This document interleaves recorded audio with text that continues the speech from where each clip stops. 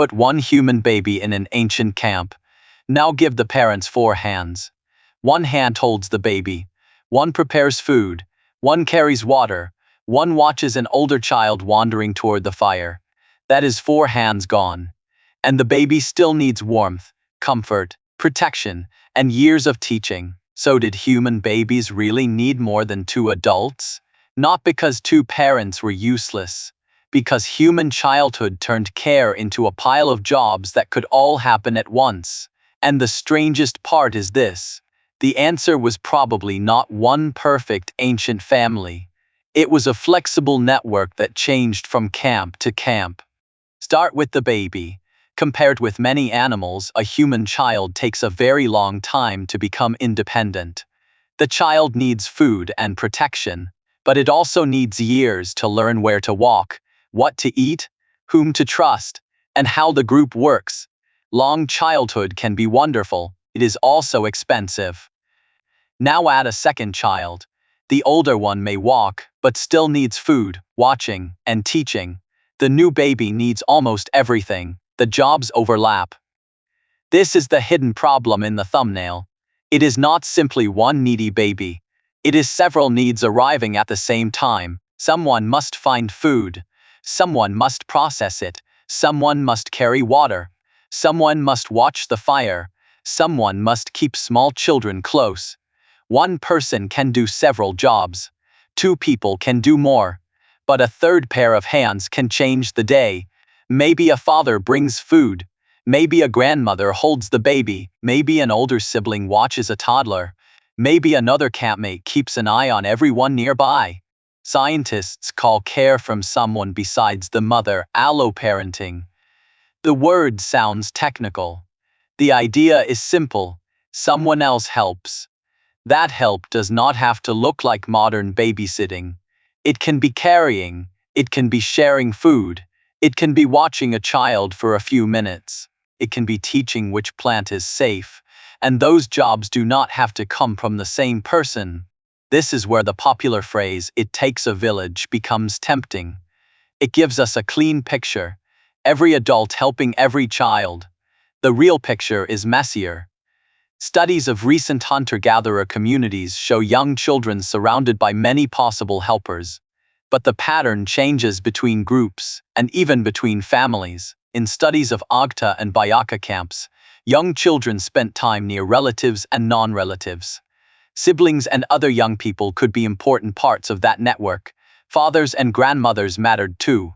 But their level of involvement varied between the 2 populations. That variation is the clue. Humans do not seem to follow one rigid childcare blueprint. A network can rearrange itself around who is present, who has food, who has experience, and who has time. But there is a trap in this evidence. Being near a child is not the same as actively caring for that child. A person sitting nearby may offer supervision. They may also be doing something else entirely. So researchers must separate proximity from costly care. A watching eye is not the same as carrying a baby for an hour. Holding a child is not the same as feeding the child's family. Different forms of help cost different things. Another Agta study examined more than 1,700 child helper pairs. The pattern was not random. Kinship mattered. Reciprocal relationships mattered too. In plain English, people may be more willing to help relatives. They may also help people who help them in return. That does not give us one reason for all childcare. It shows that help can be woven into the group's relationships. Now picture a day in an ancient camp. The mother is holding a baby. An older child is learning to crack a nut. Food must be brought back, prepared, and divided.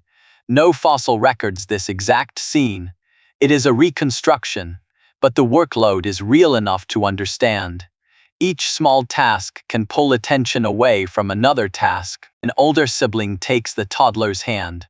A grandparent points out which routes to avoid. Another adult carries food back to the group. Nobody needs to announce a grand childcare system. The work simply moves through the network. And that network can do something a pair cannot do as easily. It can absorb a bad day. One caregiver is tired. Another is injured. Food takes longer to find. A child demands more attention than usual. Extra helpers create options. This does not mean every adult loved every baby. It does not mean help was equal, kind, or guaranteed. Human groups have conflict. Relatives disagree. People refuse. Some helpers contribute much more than others. Flexible does not mean perfect.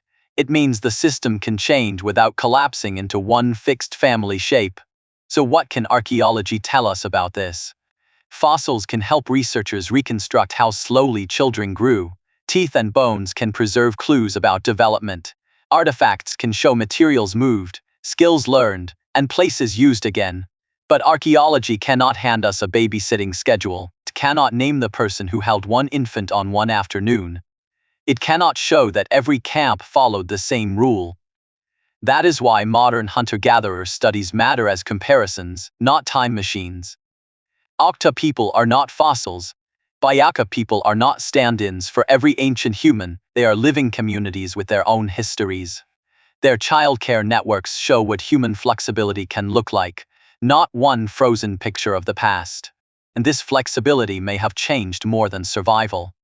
Some researchers think babies raised around several caregivers had to become unusually good at reading people. Who will pick me up? Who is paying attention? Who is safe? Whose face just changed?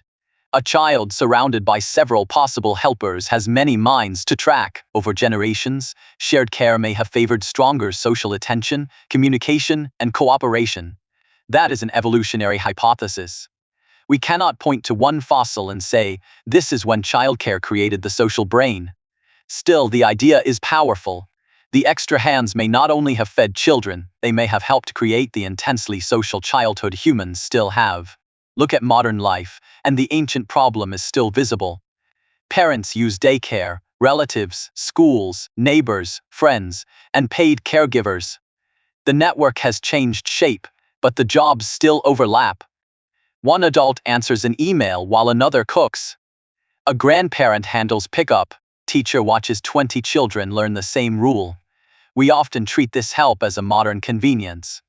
The deeper story suggests it is part of a much older human solution. So, did human babies really need more than 2 adults?